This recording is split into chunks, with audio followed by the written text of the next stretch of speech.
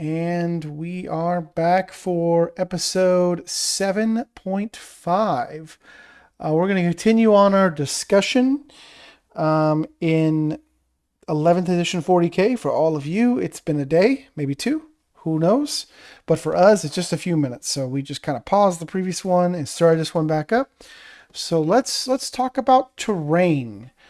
Um, I think the biggest thing that I noticed right off the bat is GW is still kind of playing around and thinking that they're not requiring people to play matched play. So they have a little section here. As you notice, it's getting smaller and smaller every edition, it seems. But basically, they're saying, hey, put the terrain wherever you want. We got these things called terrain features and terrain areas. You can put them wherever you want. It's fine. Your whole army won't get annihilated if there's not enough line of sight blocking. Right, Brad? No, it wouldn't. One of these days, I'm going to get you to play some 5th edition with me. And you're going to see It's just on new like, recruit. yeah. Um, it doesn't take much terrain. You know, most of the models that we both have are still valid then, except for like my Norns and stuff. But, anyways. Um, so again, like I said, they do encourage you, quote unquote, to place terrain wherever you want, but everyone knows that you're going to just have to follow the match play, or you're going to have to put so much terrain on the table that's effectively going to be like the match play. I'm not salty. You're salty about it. They kind of talk about exposed and light and dense. So one thing I really, really like about this, and it sounds negative, but I like it. Okay. They stopped playing around with the terrain. They stopped creating all these different rules and all these different things for all different types of terrain and then just tell you to put nothing but ruins on the table. Okay? What they've done now is they just said, hey, you have 3 types of terrain now. You have exposed, light, and dense. Exposed, from my understanding, is pretty simple. It's simply terrain that doesn't block line of sight at all. This is like craters, small barrels, stuff that's not gonna give you any cover necessarily when you're shooting through them, but they're probably going to be used in conjunction with the terrain areas. Then you have lights, which will give you cover from line of sight blocking, but it's not really going to slow anything down. And then you have dense, that's where the ruins kick in and where the buildings kick in and stuff like that. And these things are going to slow things down, give cover. And I actually really like this. Add into the fact that they added a thing called terrain areas. And this is kind of like the footprint. And I'm going to use this right here. I think this is a classic example of 10th edition terrain. You got 2 pieces of ruins here. They're on a mat. The mat is the area terrain, or terrain area, sorry. And then the 2 ruins are terrain features. They are dense terrain. They're also solid, which we'll talk about here in a second. But I do like this setup. It basically is 10th edition, but they also added an extra piece here of light terrain. Now, one thing I happen to notice is you don't see a lot of exposed terrain in here. And the reason why I think it is because exposed terrain doesn't actually do anything to provide line of sight blocking at all. And shooting through a terrain area that only has exposed terrain pieces in it, it's not going to give you cover. It's the dense and the light areas that give you cover. They also talk about how movement's a little different for light and exposed. Everyone can just walk right through it like it doesn't exist. Dense, infantry, beast swarms, and mobile units can walk through dense. I do love the fact that they added swarm to this because swarm used to not be one of the things here. Infantry, beasts, and swarms can vertically move through dense terrain.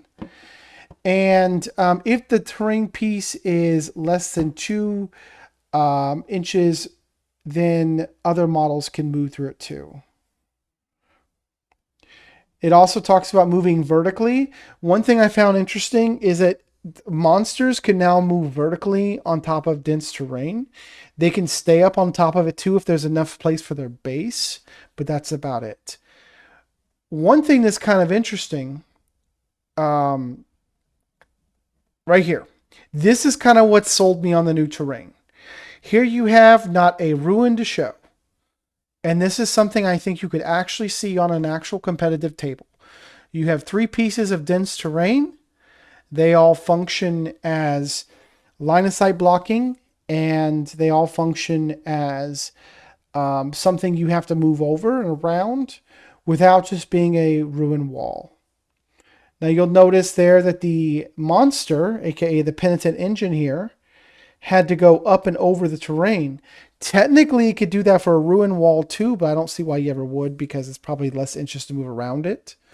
But you also can see the infantry model running up here and going up to that control panel, but it's a single sister, so whatever.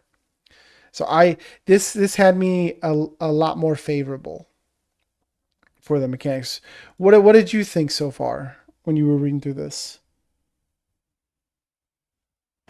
Um, so I was a little confused on the terrain area, the little mat. Mm-hmm. Well, not really confused. Clarification, I guess, to make sure I am understanding that I'm reading this correctly.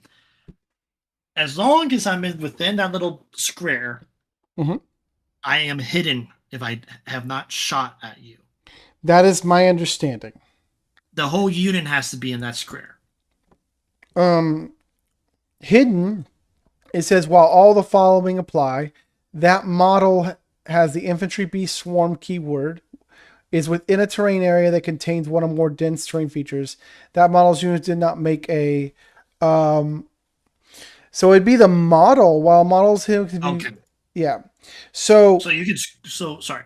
it is possible, if I'm reading this correctly, it is possible for some of your models not to be hidden. But if I can't see them anyways to target them, then the models I can see are hidden. Okay. But there is kind of a weird thing, which you do kind of inadvertently bring up, which is a unit is either in cover or it's not.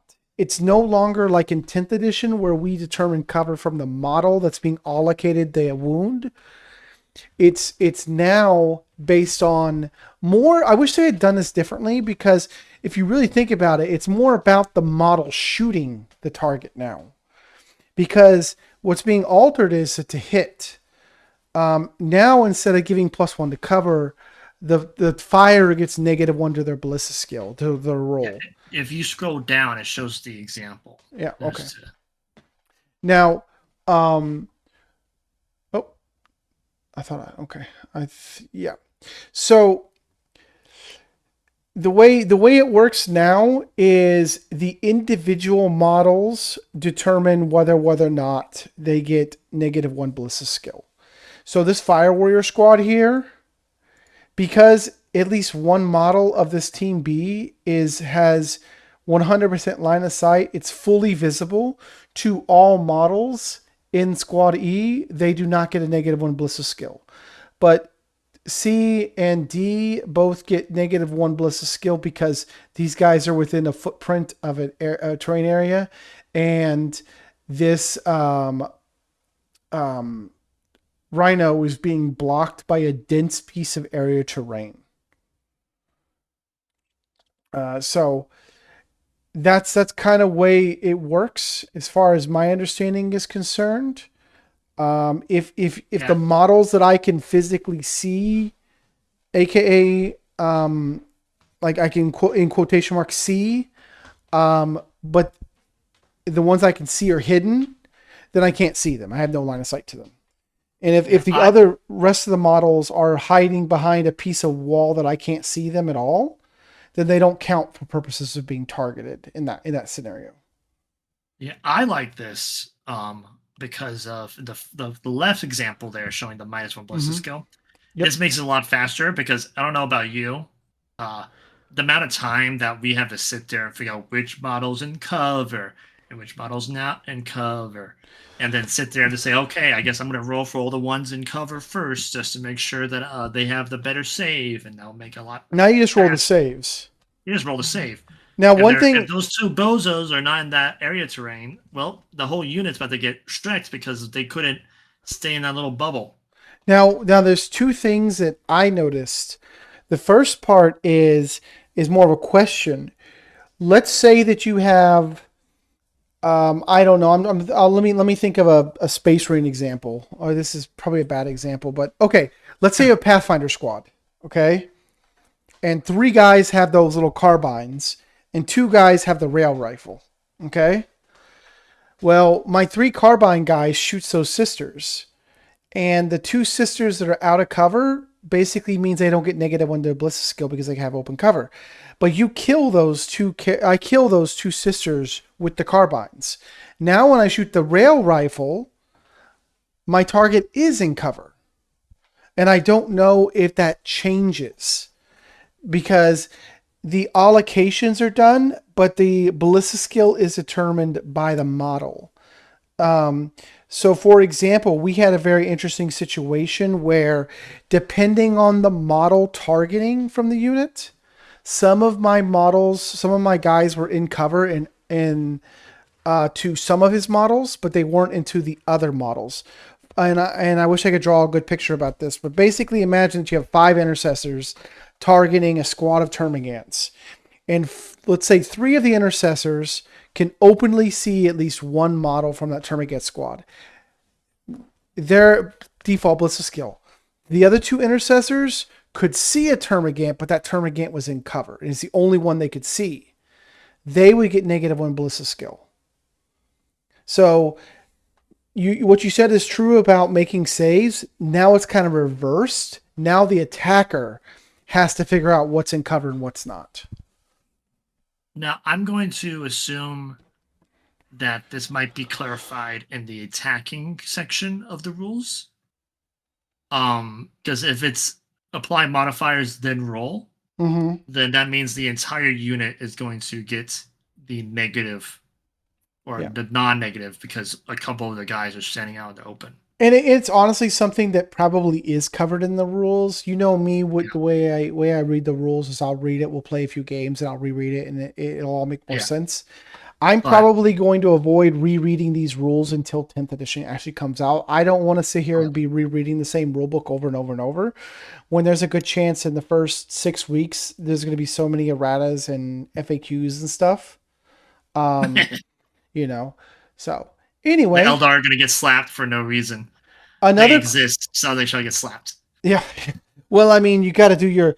The thing is that the Eldar are basically perpetual apology tours, right? Because they're always busted, using the kids' terms.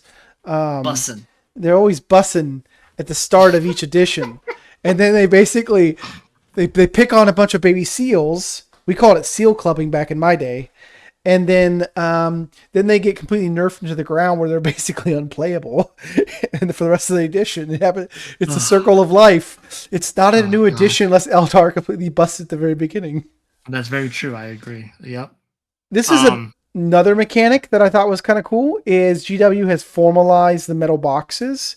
Basically, the first 3 inches of any solid piece of terrain is considered to be be solid. Like there's no line of sight between you and it. So I actually like this, because even though there's a hole right here where you can see the models, you can't actually see these guys or gals, I guess I should say. Does that make sense? Yep. I understood that one. Okay.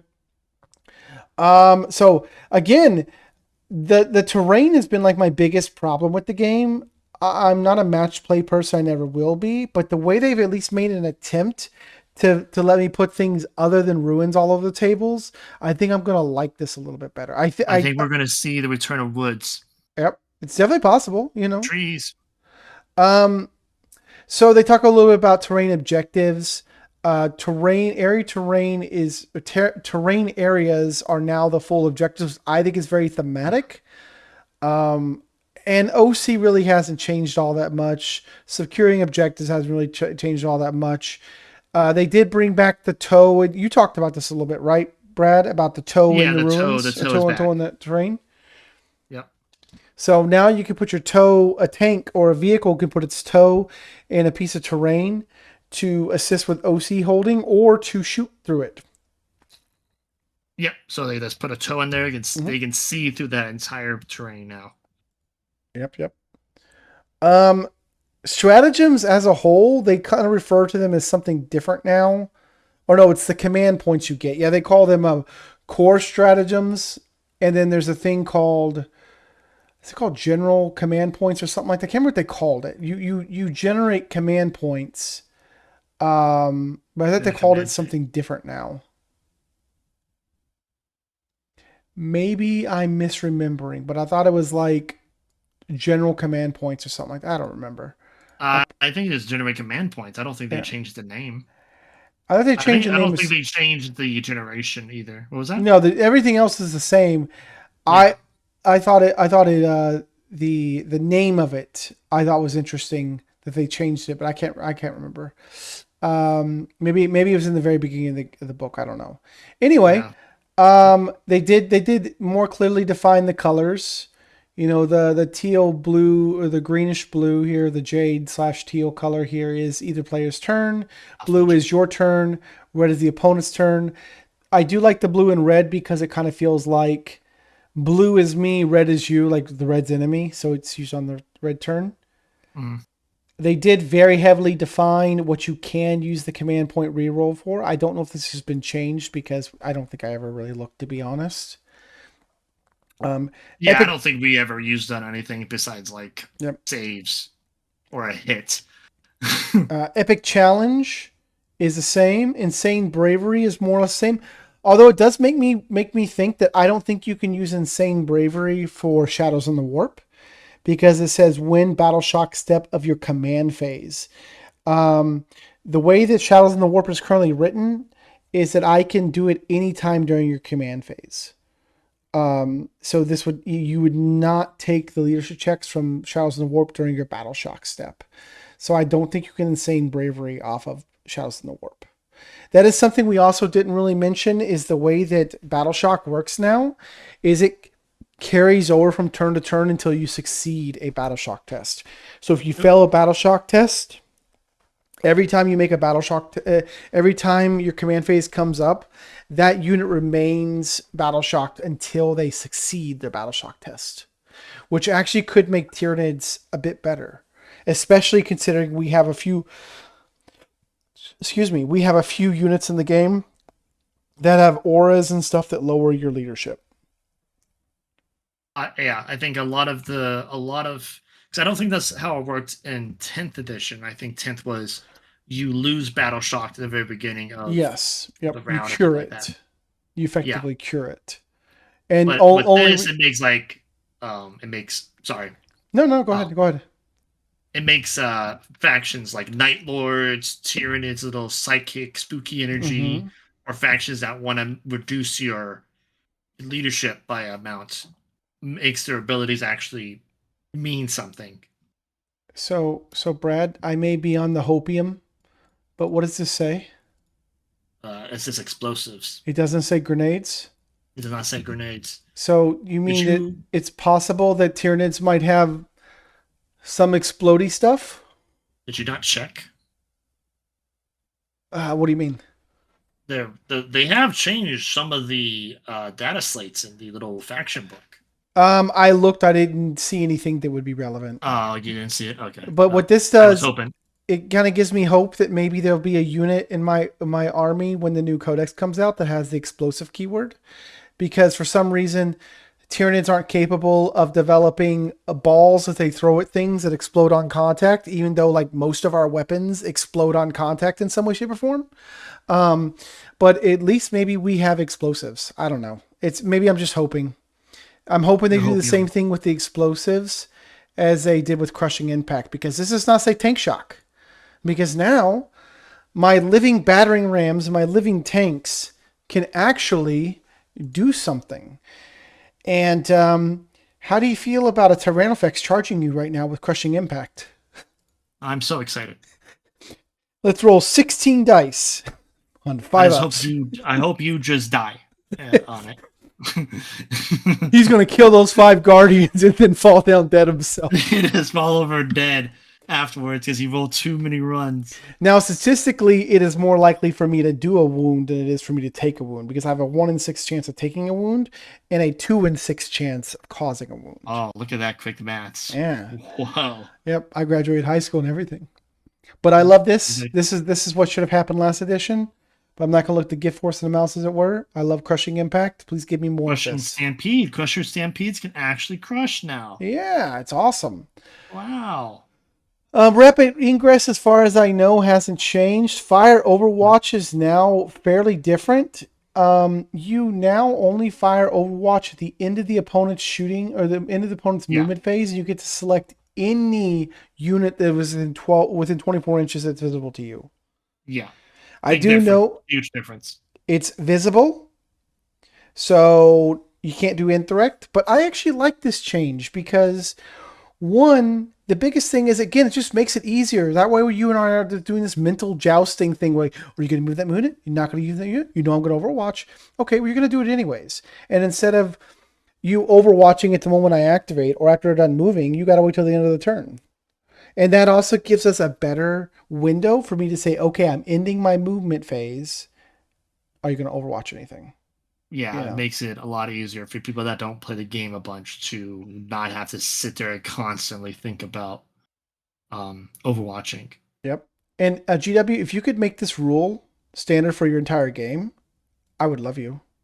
This right here. Listen, dude. I hate I'm rerolls. never going to use an attack that requires me to roll on 6s. I'm just going to use a torn weapon the entire time. Okay. Yeah, but you cannot reroll the hit roll on Overwatch, which I think is another good mechanic here. I think this is such a good mechanic, GW, that you should implement this for the entire game. Just get rid of all rerolls. And another interesting thing is that if you look at the little bottom text of Overwatch, I wonder if this was in 10th edition where you can't do action. So if the unit's doing an action and you decide to Overwatch, did it cancel out the action in 10th? I don't know, but I think that's a little interesting thing there. Yeah. Well, that's the thing I did notice is that you have to be eligible to shoot. They did clarify in here that even if you don't have any weapons, you are still eligible to shoot, which gives me the question of, if I advance with a melee unit, are they still able to perform an action? Yep. So that's something I thought of, and I could just be completely not understanding it correctly. Yeah, let's keep on going. Smokescreen really didn't change at all for any real intents and purposes. Actually, there is one thing here. Any unit behind you counts as being in cover 2, which I think is an interesting change. And you have Heroic Intervention. Heroic Intervention, we kind of already talked about this a little bit, but you get to basically make a full charge roll now for 1 CP as long as your target charged. Or you can only go up to 6 inches for 2 CP if they didn't charge. And I think this is a very interesting little mechanic here. Counteroffensive is probably still one of the most powerful stratagems in the game. It's one of those ones that when I used to do demos for this game heavily, I would kind of always show new players because it is a very big gotcha in the game. Hopefully it only happens to you once. Yeah. It happens once, and then you remember that they can't do that on your turn. And then action nonsense, not really interesting. Yeah. I guess, except for that's from 10th, the OC0. This is more of a formalizing it, right? It's basically just saying, hey, look, we kept putting this in all our little packets on how to do actions and stuff. Now it's just in the core rulebook. There you go. And they give you an example of an action here that you can do for missions. Yeah. Now, as of recording, we don't have the missions. We do have some understanding of the missions, but we don't actually have the missions yet. Yeah. But we're sadly not in the GW fanboy club. GW, I love Gene Stealer Colts. I would love to be able to take some Gene Stealer Colts with my Tyranids. The fact that you wrote the lore where they're super scared of the Tyranids once the Tyranids are there is dumb. The Tyranids, they should see them open arms. I personally think that, I gotta go back and forth with Brad Skull. The Tyranids or the Gene Stealer Colts effectively worship the mini armed gods, the Tyranids. Okay, in the official lore right now, when the Tyranids come down, all the Gene Stealers from the Gene Stealer Colts like disconnect themselves from the Gene Stealer cult, and they go back to the Tyranids. And suddenly it dawns on the Gene Stealer cultists that they were wrong the entire time. They were under sway. Oh my God, what have I done? Kind of moment. And don't get me wrong, there's a really cool horror aspect to that. And I could see that being interesting. But would it be more interesting if it was very like Dead Space, where these Gene Stealer cultists were like mindlessly walking up to Tyranids and being like, take me, like in Dead Space, and then like you see the Rippers just jump on them and rip them apart right in front of everyone, and everyone like, it's so beautiful. Like, I think it'd be so much more interesting if the indoctrination went further, like where they're to the last breath they were like, I love the fact that I'm being ripped apart piece by piece by these Rippers. I don't know. Anyway, As the person that plays against you the most, I would prefer no. But I want Gene Stealer because I don't want the little alien blips on my table where I have to figure out what in the world is about to pop out of that little dot on the map, because I don't know what you're going to do to me if that thing pops out of nowhere. Listen, I have a hot take, and that hot take is I think Gene Stealer Colts have some of the coolest vehicles. I like the little Doom buggy here and like the big truck. I just think they look really cool. What they could do, where they could treat the Gene Stealer cult as they have a mini synapse effect going on, where they have to be within a Gene Stealer, not a synaptic creature, but like a Gene Stealer, for them to not have a leadership negative, and then have some other stratagems, whatever. I just want to be able to take some Gene Stealer Colts with my Tyranids. That's all. Anyways, whatever. You could bring your little bubbles, little dots on the map. I mean, I guess if you're into that style, I don't know that I really like the combination of I don't know what is the mix of the alien and the human look. That's just never been my thing, but I'm not a big high fantasy person. I know we're talking about Warhammer 40k, but it feels very high fantasy. Sorry, sci-fi. H.R. Geiger. Is it H.R. Geiger? Yes, I think it's Geiger. I don't know. It's H.R., right? H.R. Geiger? The guy's name? Anyways. What are you talking about? Isn't it H.R. Geiger, the old Aliens aesthetic? Oh, yes. Yeah, sorry. I had to look up who you were even talking about and feel bad about it later. No, I knew who you were talking about. I was just trying to figure out why you were bringing them up. The Xenomorphs. Yes, it was very that. And I still think that even though Gene Stealer Colts are the closest we have right now, GW is currently missing the boat on infested humans. Not infested like Gene Stealer, but like some kind of, because in the books they have them. Like the little creature gets inside of you, burrows into your brain, and takes over control. And I want to do like sacrifice me, StarCraft, infested Terran type stuff. Anyway, we're going to move on before I start talking about more Tyranids. We're going on a side tangent. Yep. Listen, I'm trying to get us back on track. That's what counts.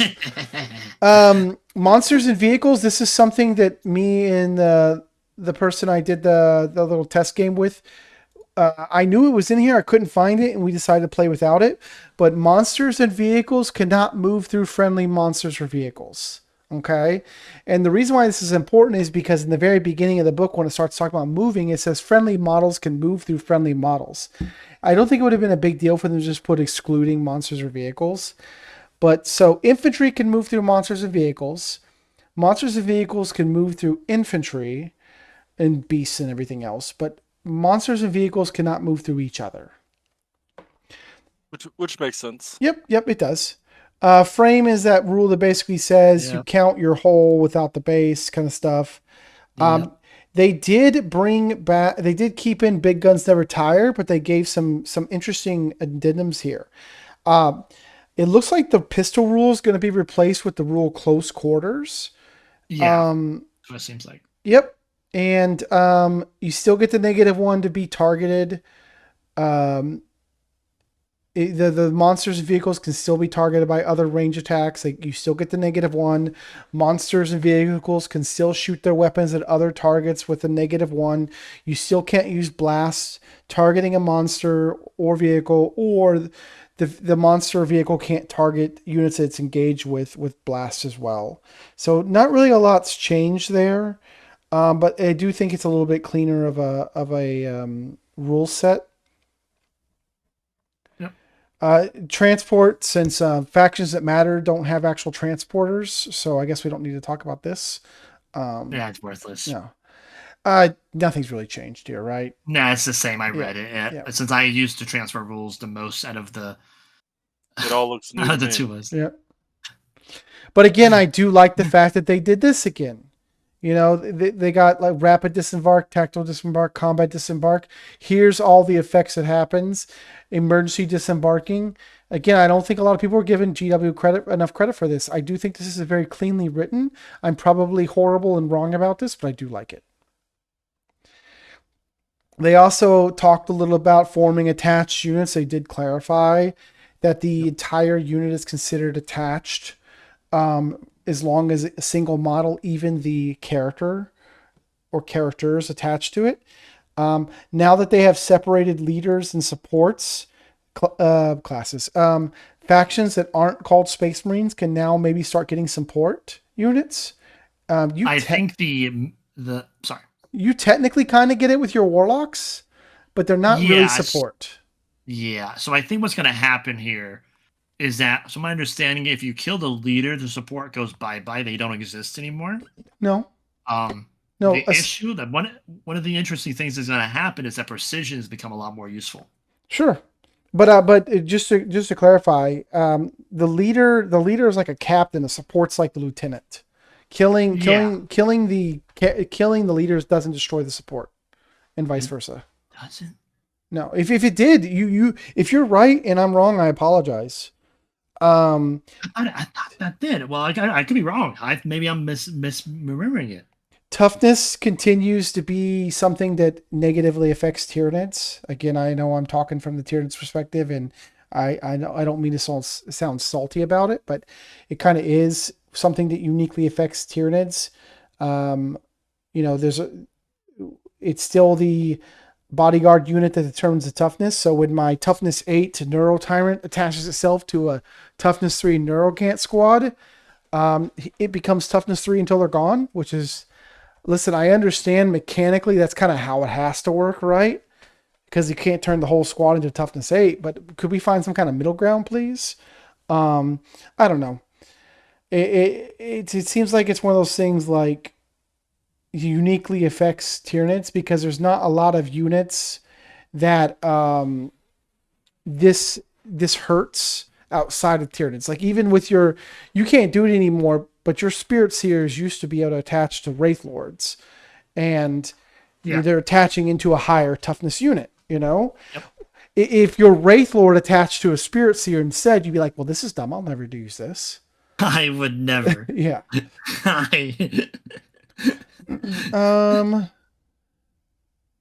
So then we got the keywords. They talk about how basically nothing's new here. If you have a psyker in a unit, the whole unit is considered to be a psyker. It all depends on whether it says model or unit.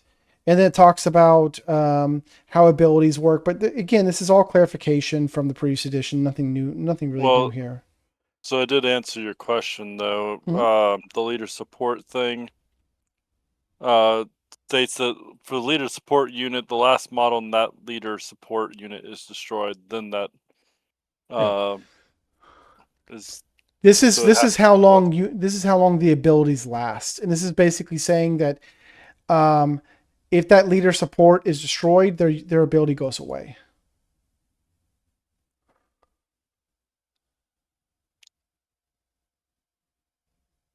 that make Yep. sense? Yeah. Okay. So strategic reserves haven't really changed all that much. Right now it says 50% of your points limits, but we're sure that once we start Same. getting mission decks, they'll probably change that to 25%. I did notice something. There's just strategic reserves now. Yeah, there's no deep strike reserves, Mhm. strategic reserves. So far. But yeah, right now there's not. I hope they just keep it that way. There's no need to add 3,000 different versions of whatever. I agree. I do like how they added a new tag called repositioned units. This is unfortunately they didn't like uppy downy. But the idea of Yes. reposition units is cool because if I pull a unit back into reserves and it's after turn 3, they don't just die. So I do think that's a good use. They talk about ingress moves. Yep. Um, Ingress. it hasn't really changed all that much. You just got to be outside of 8 inches instead of 9 inches.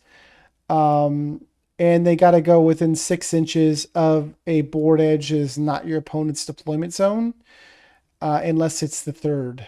Now, I'm assuming deep strike is a unit thing Yes. specifically. Yep. It's not like an actual rule that's in here. Because I didn't see it. They did. It's. I think it's all in the back of the. I think it's in the abilities at the very end. I could be wrong. Okay. about that. Okay. But They did do surge moves. So basically, basically, now 8 inches instead of Yep.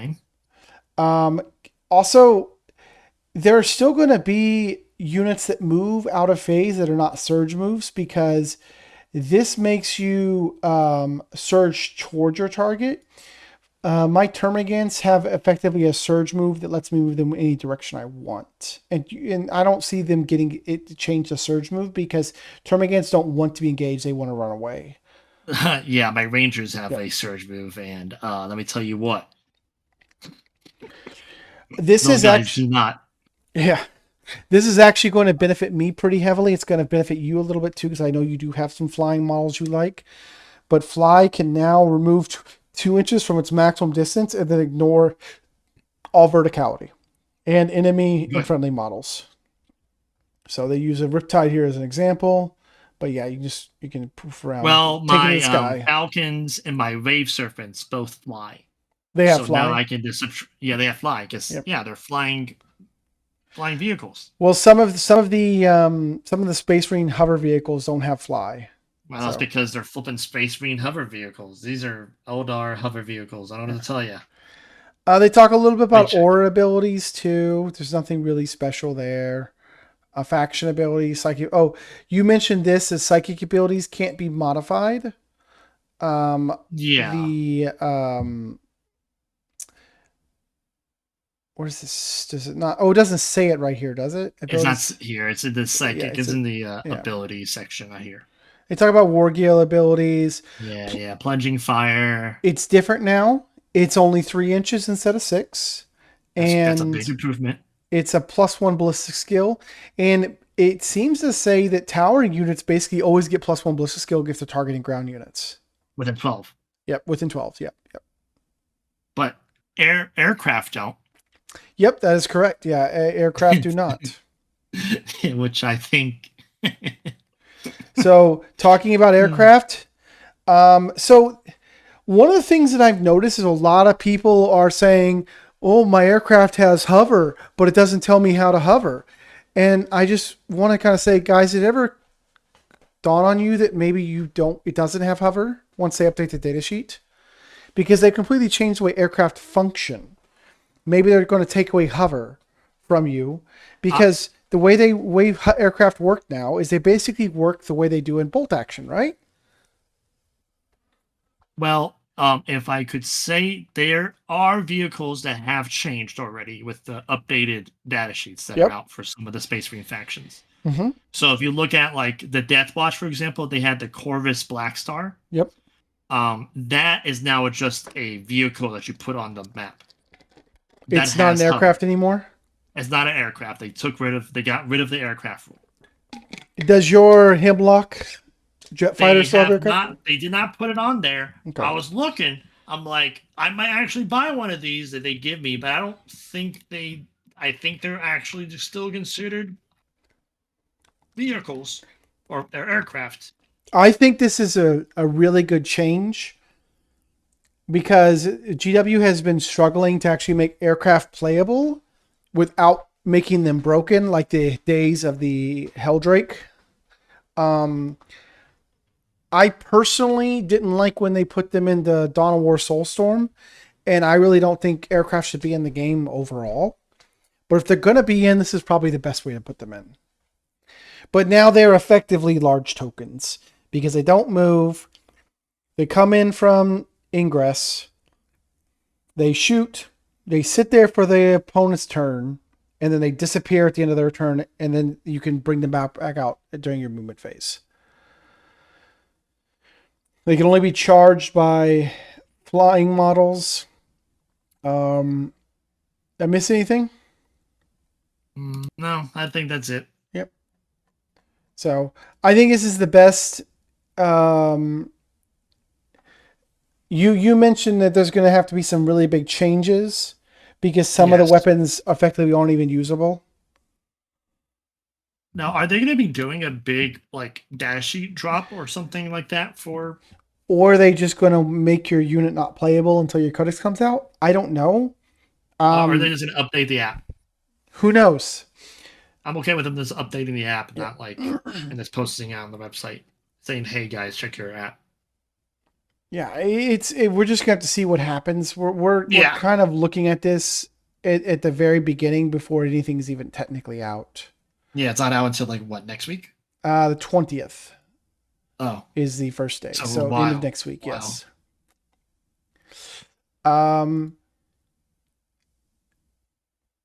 So they talk about how core abilities, how they don't stack and everything.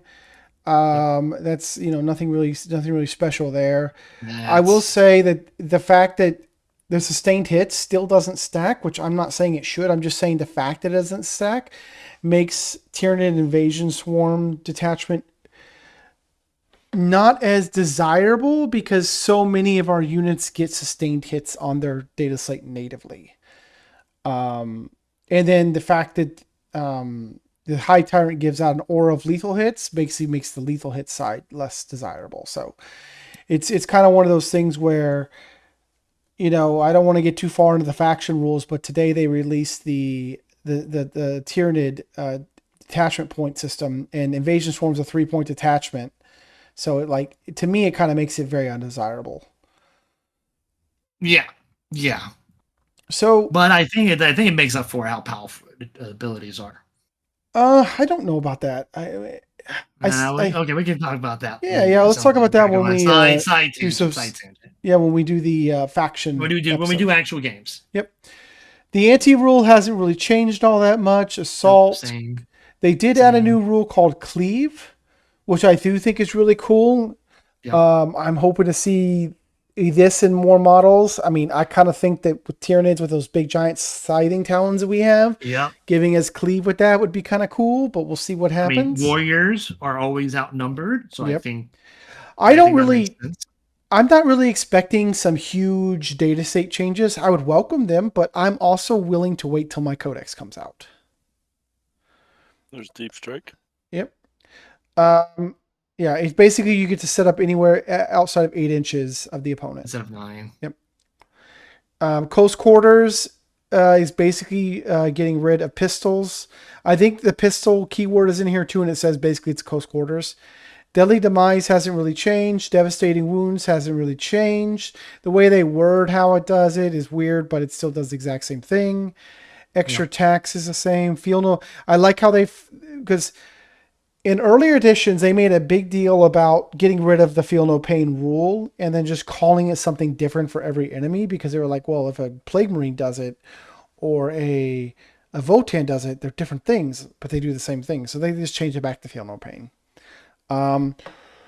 Fights first hasn't really changed except for who goes first. Firing deck hasn't changed. Hazardous is now on 1s and 2s, and if you are a non-monster vehicle, you take 1 mortal wound. If you're a monster vehicle, you take 3 mortal wounds for hazardous checks.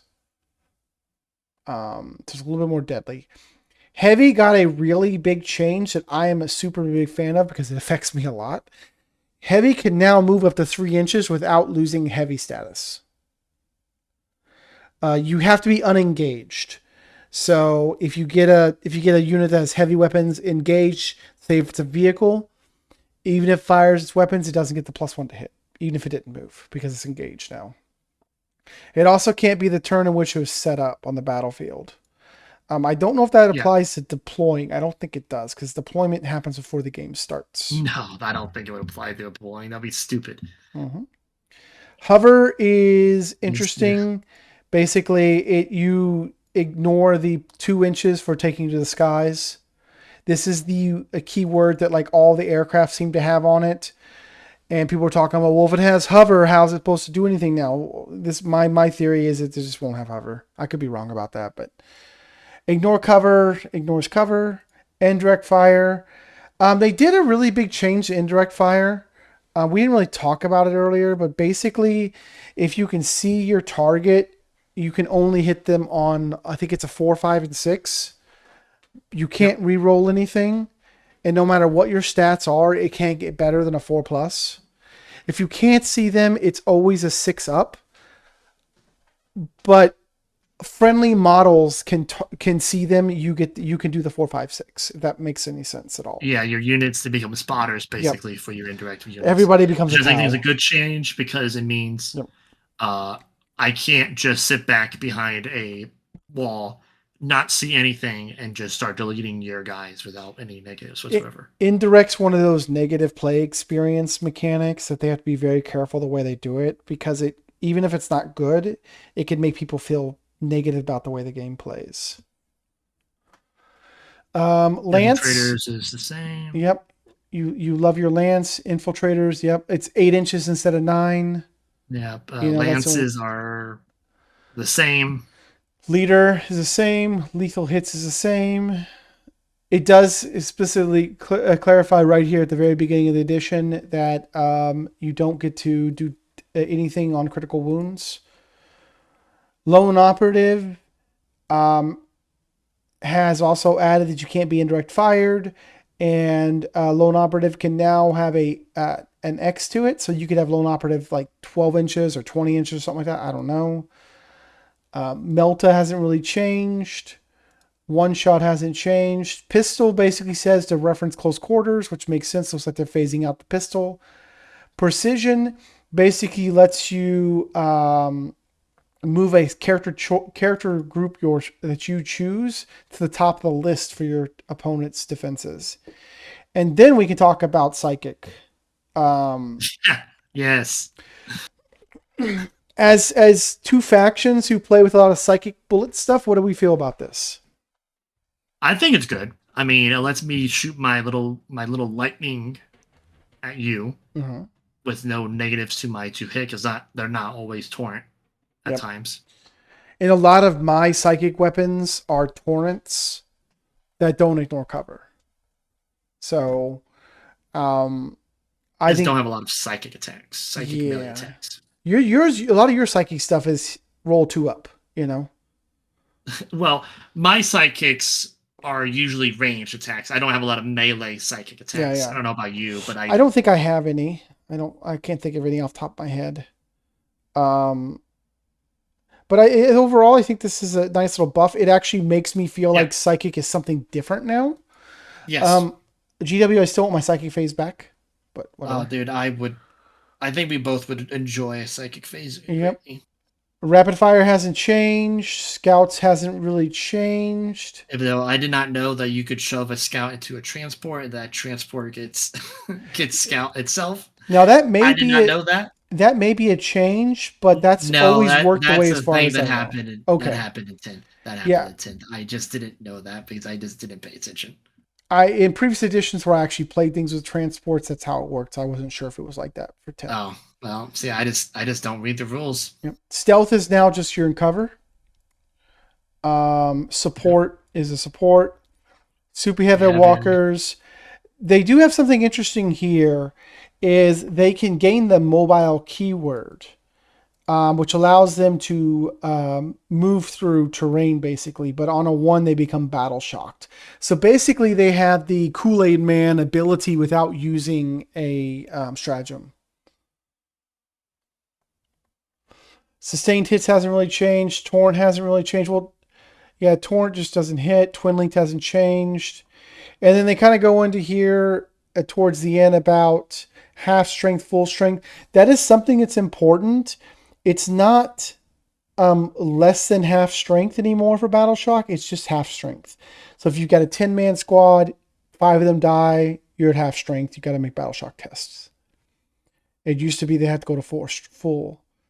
They also clarify the unit counts as half strength. If like one of the things that you would see a lot would be old One Eye with a Carnifex. The unit could never technically be battle shocked until old One Eye got to half health, because it was a unit of 2. Once the Carnifex was killed, the unit became a unit of 1 because it was a character, and then he still wasn't considered half strength because he was full hit points. Then when he got down to half hit points, he could be battle shocked. But they basically changed that to said nope. Your original starting strength is the beginning of the game. If you lost the model, it's your character is still part of that unit. So some people got really upset that basically they just said here that we're gonna have stuff on the app, and I don't know why this upsets people, because everything's on the app. I think people think they have to pay for the app. Yeah, but no matter what. I did see some people say that, but they don't. Like the They don't. rules It's free outside of the unless codexes you, are free. it's free unless you want to make more lists. It's free unless you want your codex to. Well, no. You don't have to pay for the codex either. It's just really just gives you more lists, doesn't it? Like you said. Yeah, I think that's the only reason why you pay for it, is if you want to save a bunch of lists. And I saw if you don't pay, you can only have 1. I also saw someone, and maybe they didn't understand, or maybe they just weren't thinking clearly, but they were like, I pay $10 a month for Warhammer Plus, and I'm not going to pay more money for the app. And I'm like, the app comes with Warhammer Plus. You know? So I think some people just don't know what they get from the $5 a month or whatever it is. People just assume that someone's trying to get more money out of them. Yeah. Internet, he said that. You can dogpile on him, because we all know that GW is an evil corporation. It's greedy. They made 1 cent profit last year, so they must be destroyed in Minecraft. I did not buy the models. You're not allowed to say that GW has positive points, Skull. Adding units to the army basically just says they're starting straight to determine they're destroyed. There is something interesting now. People are speculating that if you're playing Necrons, for example, and someone precisions out your character, you can actually revive your character with reanimation protocols because the unit's still alive. Oh, I mean, that is no. Yeah, Brad's like, no. I will not stand for this. No, please don't. But no one even plays flipping Necrons, but you thought about it, and I'm like, I just don't want to deal with it. Unfortunately, you can't do the opposite. You can't kill off my entire Hormagaun squad, and the Prime is running around. I can't regenerate the Hormagaunts from him, unfortunately. So yeah, I mean, I think everything else we don't worry about, because like I'm looking at it, I'm like, we don't need to get that. We're not those kind of players, right? We're not that kind of channel that needs to go this in depth with all this other really nilly stuff. But I think we can honestly stop here, because I'm looking at this stuff and I don't think there's anything that we need to really touch upon. Yeah. So, I mean, one of the things I wanted to kind of talk about is the good and the bad. So now that we have gone through our little marathon of this, almost 2 hours of discussion after this, what do you guys think is the good of this? What I mean, we talked about this a lot. I think there was a lot of really positive changes. What do you guys think? Okay. I really like Overrun. That seems interesting. I like their attempts at making terrain actually pretty terrain. Like you can have other things on the table besides just L-shaped ruins everywhere. and for it to still have a benefit and not to go super crazy with the terrain rules where people would never use certain terrain because of their rules are just not worth the hassle. Mhm. I think we need to get a couple games in before we start seeing the benefits. I think the benefits of pledging fire coming up more often instead of being 3, it going to 6 is going to change a lot of verticality play. It kind of And encourages I a get little bit of verticality, right? Yeah, and I can honestly see where people can start like adding like catwalks and stuff like that to like maybe try to connect the different terrain Mhm. features, like Well, so it's people can have the plunging fire still. one thing that I was thinking of, because of the terrain areas, now you can make much more scenic terrain. And maybe you have like two pieces of terrain areas that are next to each other but not touching, and they have a catwalk between the two of them, like you said with the catwalk idea. Yeah, yeah, yeah. So Yep. it doesn't even have to be one piece with a catwalk on it. It could be two pieces with a catwalk connecting them. Yep. Now, one thing I did notice is that you have to be 3 inches above and you're targeting someone on the ground level. So if I'm 12 inches above you on like the third floor and I'm shooting at you and you're 3 inches above the ground, I don't get plunging fire from you. But I don't know if that's Oh intended no, or not. that's kind of silly. Yeah, I don't know if it's intended. Yeah, they're probably. We all know there's gonna be an FAQ, and then we're gonna have to do a 3-hour video where we talk about the FAQ. Yeah. We're gonna drag Skull in here and make him listen. Well, I mean, Skull, you're gonna go out and buy an army now, right? You're super excited Yeah, for yeah, yeah, 11th, yeah, right? yeah, yeah, yeah, yeah. Yeah. Yeah. Probably not. Uh, so I can't say that outside of some of the rule changes that Brad already mentioned. I'm hoping that they continue the format of this rule book that they have out, because I kind of like the way that I want to call it like an if then format. Yep. Um, I think it's a lot easier to understand, and I think when it comes down to, and I know we're going to talk about this sort of later, but how the faction packs, how the model cards are, I Mm-hmm. think that it's really it's easier to understand, and it doesn't feel like they're like just throwing a lot at you and you having to decipher everything. At least from the last time that I looked at an actual rule book. Yeah, it kind of walks you through the steps and kind of functions as a pseudo FAQ for itself. So, Yeah. and you guys, I'm not going to go on about my goods. I think I've been very clear on them throughout the episode. Obviously, I did the majority of the talking. I always do. I like to Usually. talk apparently.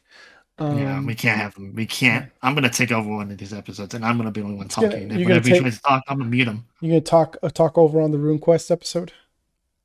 Yeah, I'm going to just talk over you whenever you start trying to talk, and you're just gonna not be able to have a input whatsoever. So, moving Yeah. on from Brad's little nonsense. What about the bad? Tell me something bad, Brad. What do you not like?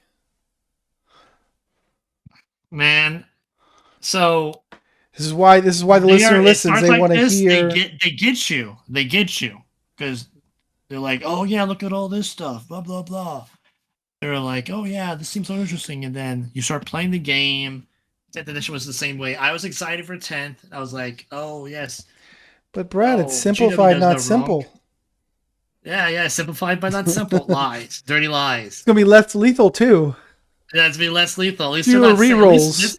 At least this edition, they said none of that. But Brad, They you're said only gonna none need your rule book and your codex. they they did say that this edition is gonna be more narrative. Oh We're yeah, gonna that's find working out if real that's great. true or not. Yeah. So, but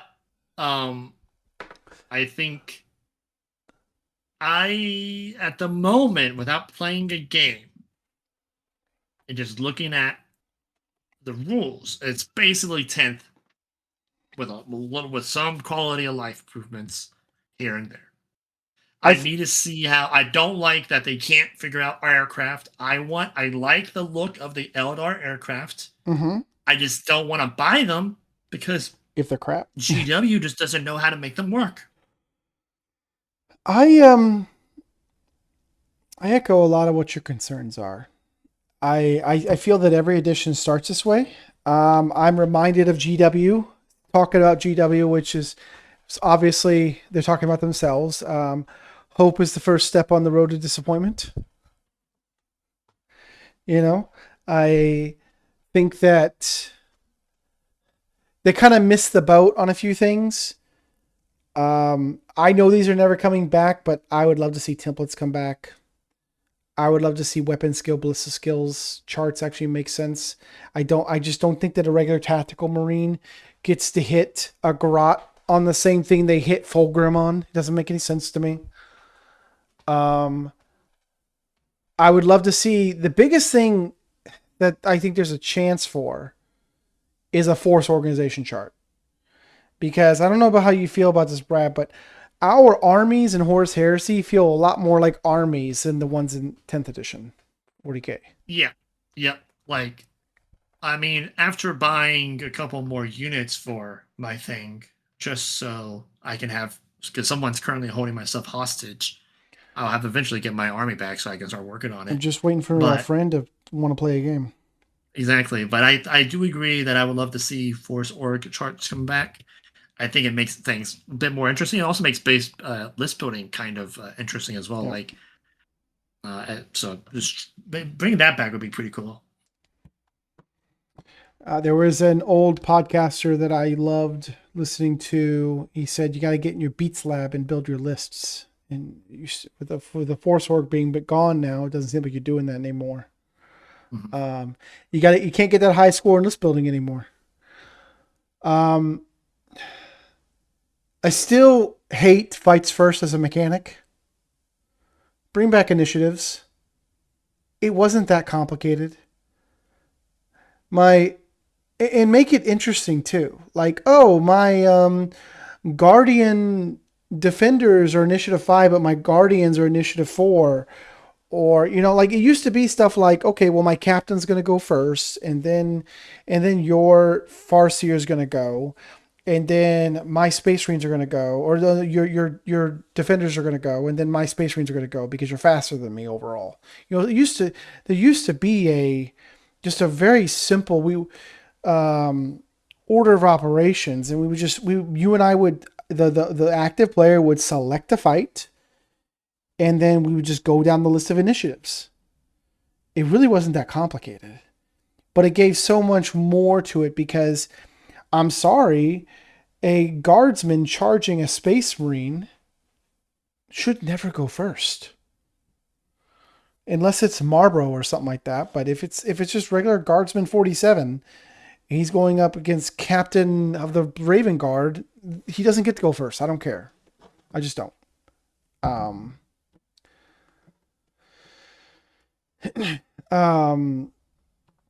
Any other things you guys think that mechanically speaking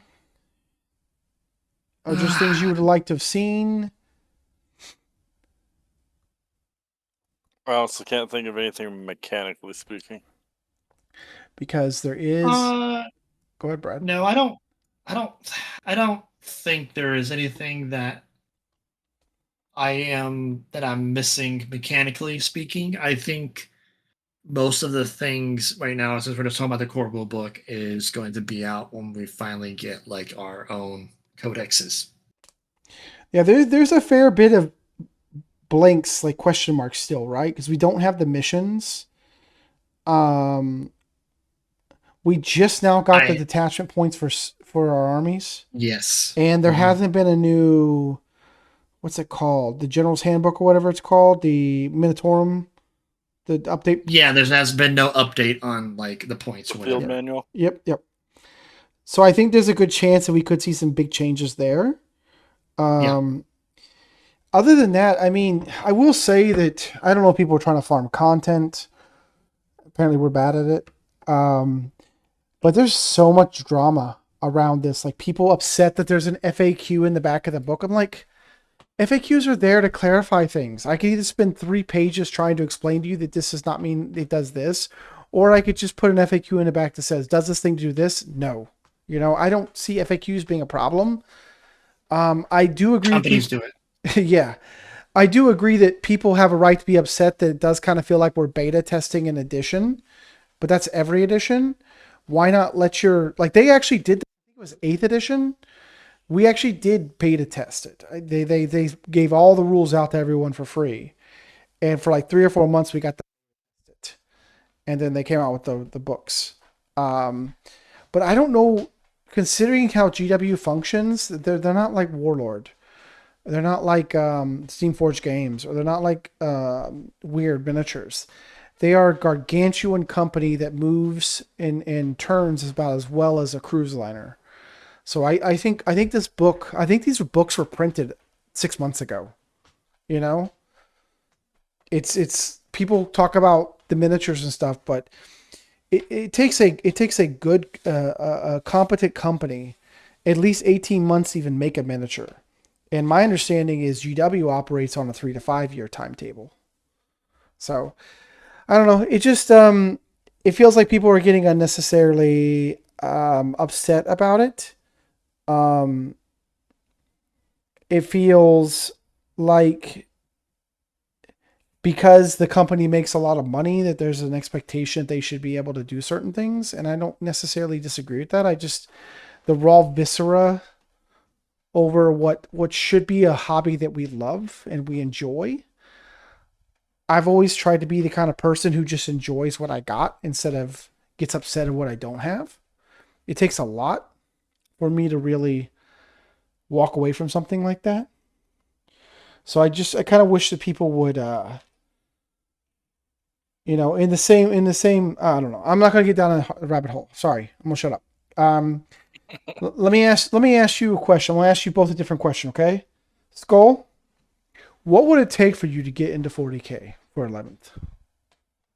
Oh man. I almost don't want to answer this question because when we start talking about the faction packs, I will definitely get into that. I expect you to But have your Space Wolf faction pack read. I've already read this like 3 times. Uh, I guess the short answer of it is lore. What do you mean by lore? Oh, well, unless they drastically change with these codexes, the lore is not going to be a big focus, really. Right now, Uh, Armageddon is supposed to be the big thing, but he's not wrong. Yeah, last edition at least, our codexes were very lacking on like any interesting lore. Like they can't really touch Eldar lore without having drastic consequences with the rest of the galaxy. Um, because their current thing is deciding whether or not the faction is dead. The Tyranids are, if they touch the lore, something drastic is going to happen to the rest of the galaxy. Basically, every faction they want to touch, if they change the lore in some way, it's gonna have some kind of drastic consequence with the entire universe. yeah, I knew I didn't have Really. to answer why I said lore. Okay. Oh, sorry. No. That's what I knew that would exactly what would happen is you mentioned lore, and if you really get into it, you can see why there's not lore. But I feel like uh, I'd say that seventh edition really took away a lot of things in the moment of progressing further and with the lore, and now there's a lot less of individuality for a lot of these models. And I they're just some of the models that I missed that were in there, or Hmm. some of them are in Legends, but not all of them. So you'd want to see some of your favorites come back. Yeah, I'd like to see more individual models, something an individual model that actually stands out, and not how I know Space Marines are less about being individuals, unless you're that big hero character. But I like the individual models more than I like the rank and file. Yeah, I feel like in Hmm. our play group, you get all that individualism because we don't have really a Space Room player. So you playing Space Wolves would give you a lot of individualism, and because no one else is playing a power armor or a power armor army, that you'd still see a lot of that. But I honestly think, I don't know how Brad feels about this, but if you really want to play Space Marines and get the individual crunch, again, I pointed Horus Heresy.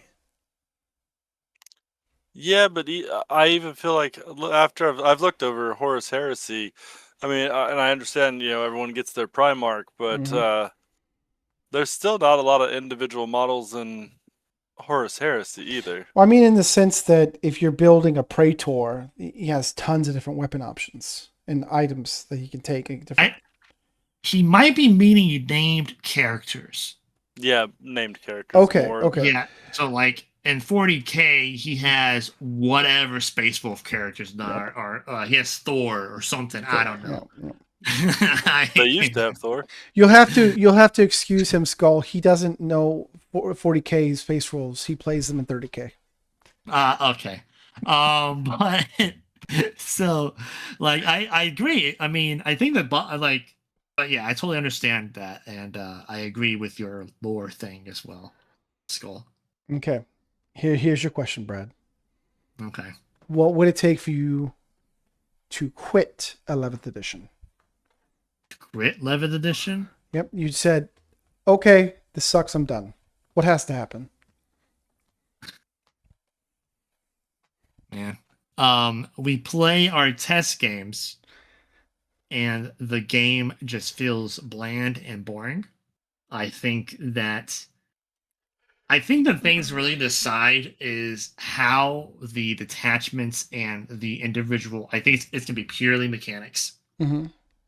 And it's gonna be purely based on how the detachments work and whether or not Eldar feel like they're being forced in a direction, or if I can actually be free willed with my decisions on trying to craft the most interesting kind of detachment amalgamation.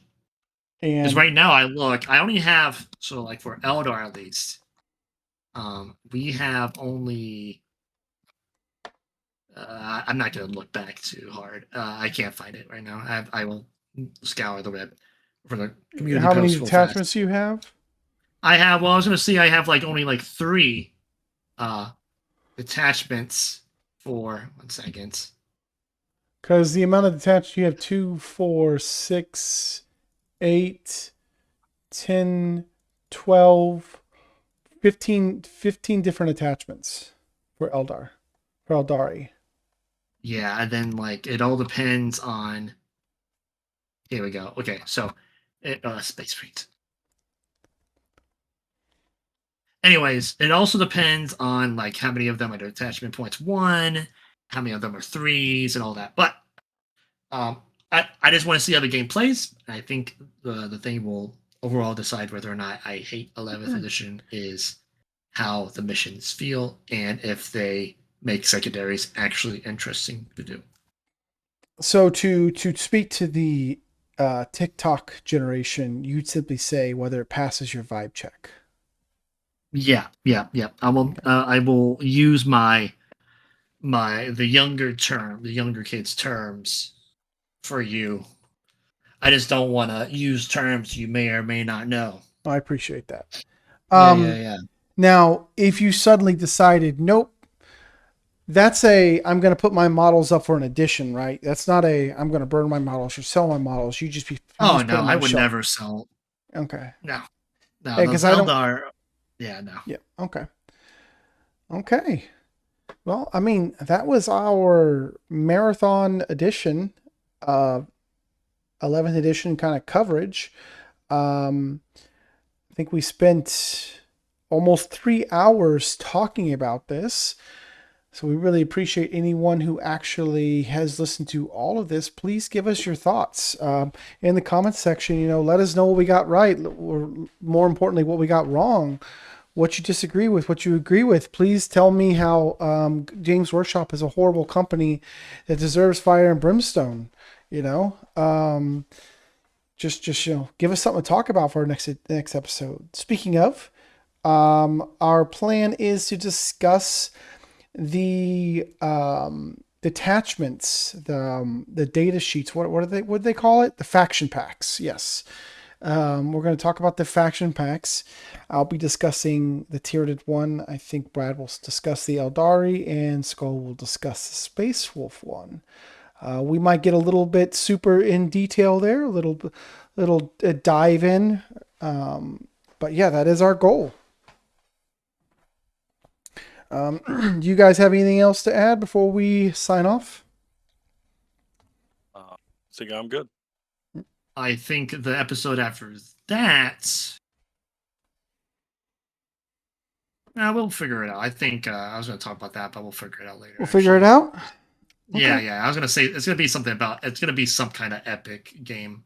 Yeah, Like I epic think we scale need to. game. We definitely have to get on that, right?